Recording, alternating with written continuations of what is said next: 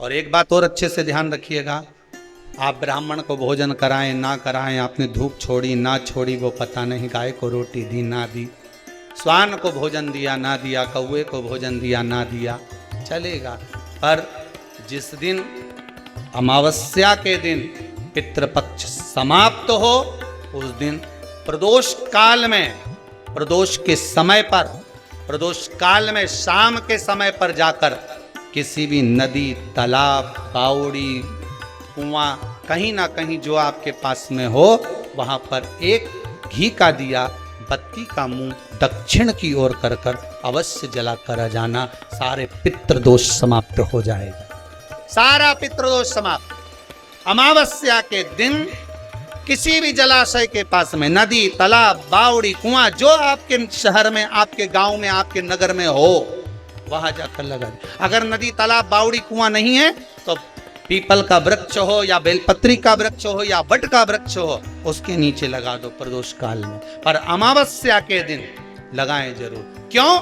क्योंकि अमावस्या 16 दिन तक पितृ मृत्यु लोक में आने के बाद में भोजन ग्रहण करते हैं। अमावस्या के दिन पितृ शाम के समय प्रदोष काल में शंकर भगवान का नाम जाप कर कर नदी, तालाब, बावड़ी पर पानी पीने जाते हैं। वहां से जल का आचमन कर कर पितृ अपने लोक को चले जाते हैं प्रदोष काल के समय पर। इसलिए प्रदोष काल में जलाशय के पास में, बावड़ी, कुआं, नदी, तालाब के किनारे पर दिया लगाया जाता है दक्षिण की ओर मुख कर कर बत्ती का, तो पितृ आशीर्वाद देते हुए जाते हैं कि फलो फूलो, आगे बढ़ो, उन्नति करो, तरक्की करो। ये पितरों का आशीर्वाद रहता है, पितरों का वर रहता है। आप देंगे उसको मिले, कुछ करा ना करा। फिर अमावस्या के दिन, जिस दिन पितृपक्ष समाप्त हो, उस दिन दिया दक्षिण की ओर बाती का मुख कर कर महाराज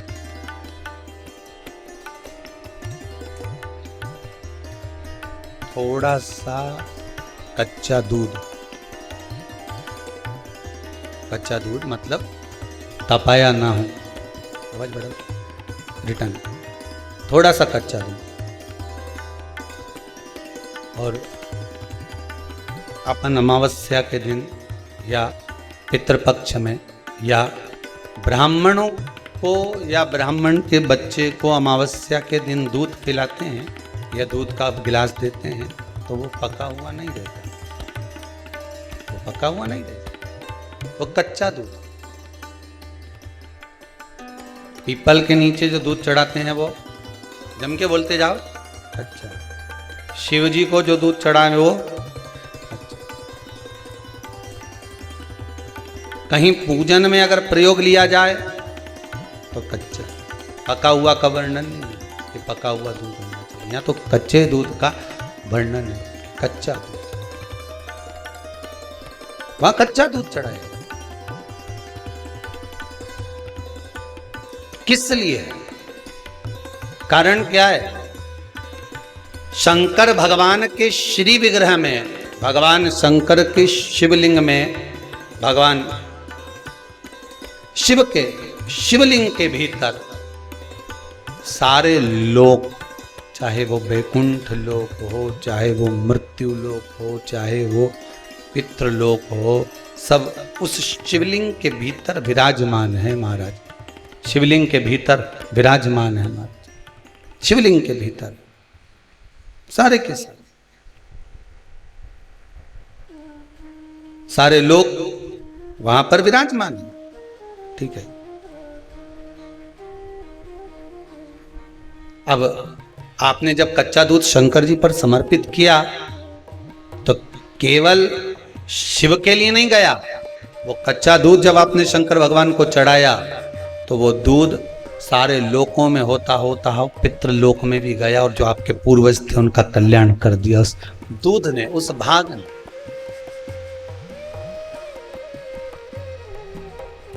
उस दूध ने।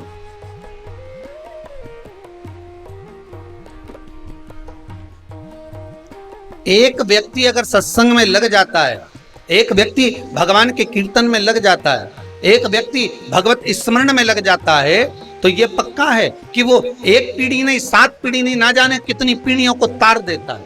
अगर एक भी सत्संग में लग गया तो आप लोगों ने कथा सुनी होगी कि पितरों के देवता आर्यमा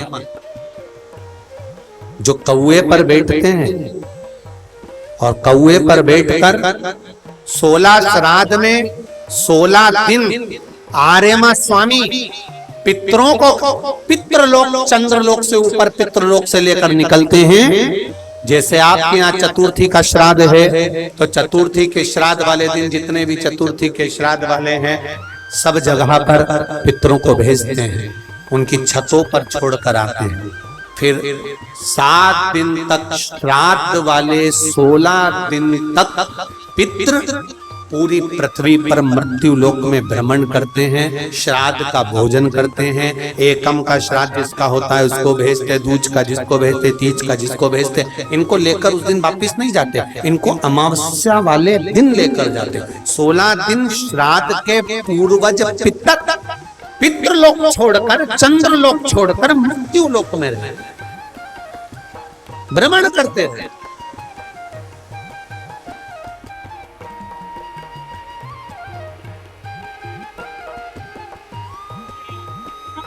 और जब अमावस्या का दिन होता है, श्राद्ध पूरा हो रहा है, अमावस्या का दिन है, शाम का समय, जो जैसे अशोकनगर है, गुना है, शिवपुरी है, सीहोर है, भोपाल है या आसपास के जितने गांव हैं, शहर हैं, इनके पास में जो नदी होती है, जो तालाब होता है, जो कुआं होता है, जो बावड़ी होती है, सारे पितर एकम से लेकर अमावस्या तक जितने भी पितर होते हैं, चाहे जिसके घर के हों, प्रत्येक घर के पितर नदी, तालाब, बावड़ी, कुएं के पास इकट्ठे होते हैं। क्योंकि पितर 16 दिन भोजन ग्रहण करने के बाद अमावस्या के दिन पानी पीने के लिए गांव की बावड़ी, तालाब, कुआं, नदी पर जाते हैं और वहां पानी का आचमन कर कर हाथ में जल लेते हैं। आर्यमा स्वामी कहते हैं कि जिसने आपको भोजन कराया है, जिसने आपको आमंत्रित करा है, जिसने आपको बुलाकर सम्मान दिया है, आप अपने पुण्य उनके खाते में दीजिए। तो पितर हाथ में जल लेकर उनका नाम लेकर कि मेरे मंझले बेटे ने, कि मेरे बड़े बेटे ने, कि मेरे छोटे बेटे ने, कि मेरे चौथे बेटे ने, कि मेरी बेटी ने, कि मेरे उसने भोजन कराया, उनका नाम लेकर पितर जल छोड़ देते हैं। तो साल भर उसके यहाँ भंडार भरा रहता है और वो उन्नति की ओर बढ़ता है।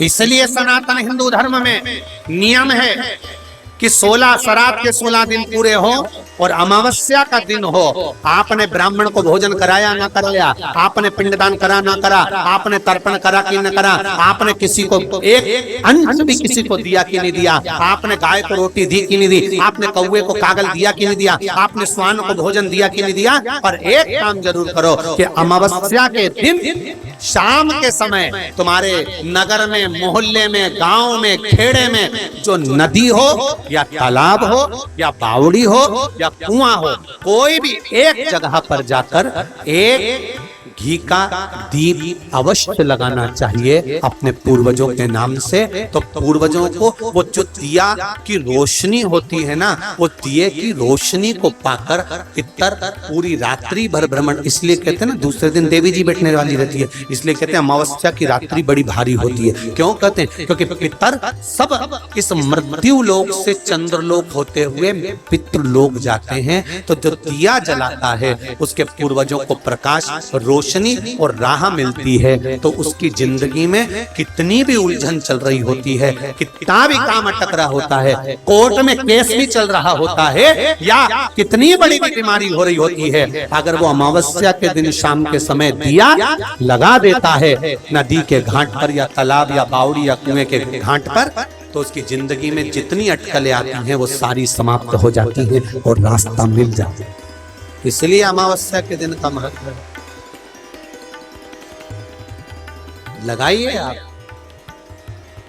श्राद्ध पक्ष की अमावस्या के दिन शाम के समय दिया नदी, तालाब, बावड़ी या कुआं कहीं भी एक जगह पर जाकर अपने पूर्वजों का स्मरण कर कर सिर पे माताओं से निवेदन है पल्लू रखकर, जिससे पूर्वजों का आशीर्वाद बना रहे। और पुरुष वर्ग अगर साथ में जा रहे हों तो धोख लगाकर प्रणाम कर कर, झोली पसार कर प्रणाम करना कि मेरे पितर, जब दिया लगाओ तो झोली पसार कर प्रणाम करो मेरे पितर, मेरे घर में खूब भंडार भर कर जाना, ऐसी कृपा करना और उनको कहकर जाइए।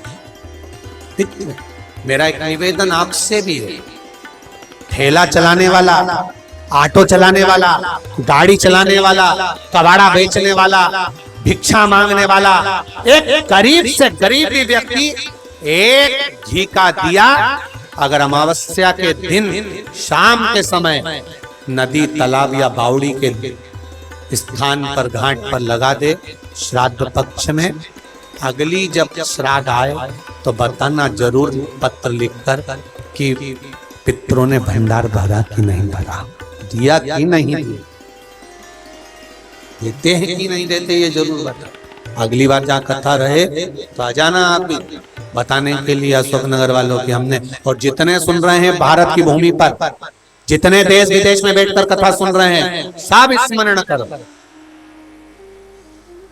और सबको सूचना दो कि श्राद्ध पक्ष की अमावस्या को शाम के समय पर दिया लगाने का फल क्या होता है।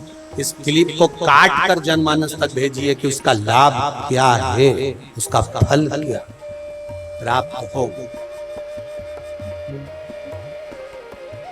किसी को मार्ग बता देने पर भी फल की प्राप्ति होती है भाई। हमारे यहाँ तो यहाँ तक कहा, एक वकील केस हार कर खड़ा था और कोई एक बेचारा गांव का व्यक्ति आकर खड़ा होकर पूछ लिया, वकील साहब, ए काले कोट वाले भैया, मेरे बेटे का पता बता दो। और वकील ने केवल कह दिया, चल यहाँ से। वकील केस हार गया था, गुस्सा आ रहा था, उसने भगाया। गांव के व्यक्ति को लगा इधर कहाँ है वकील साहब ने, तो यहीं चले जाता। वकील साहब के कहने पर गांव का व्यक्ति उधर गया तो कहीं शिव महापुराण की कथा हो रही थी, उसमें जाके बैठ गए। कथा पूरी सुन ली। शाम को जब कथा सुनकर जा रहा था, जाते जाते बीच मार्ग में बेटा मिल गया। बेटे ने कहा, पिताजी आप यहाँ यहाँ? हाँ बेटा। और बेटा उठाकर उसको ले गया। 6 महीने के बाद वकील साहब के प्राण छूट गए। राम नाम सत्य। वकील ऊपर गए। यमराज ने चित्रगुप्त से कहा, इस वकील साहब के पाप पुण्य गिनो। कहा, महाराज इसने कोई पुण्य नहीं करा, झूठी झूठ बोला, झूठी झूठ, कोई पुण्य नहीं। कोई एक तो पुण्य करा होगा। चित्रगुप्त महाराज ने कहा, एक पुण्य करा है। क्या? गांव के व्यक्ति को शिव पुराण का रास्ता बताया था। तो यमराज बोले, रास्ता नहीं दिखाया था, केस हार कर खड़ा था तो भगाया था। चित्रगुप्त महाराज बोले, भले भगाया पर इशारा तो वहीं का करा था ना, जहां शिव पुराण हो रही थी। इशारा तो वहीं का करा है। तो आप बताओ क्या करना है। धर्मराज ने कहा, एक काम करो, इसने शिव महापुराण का रास्ता बताया तो इसको वैकुंठ का रास्ता बताता हूं। वैकुंठ का रास्ता, बस मार्ग प्रशस्त हो जाए।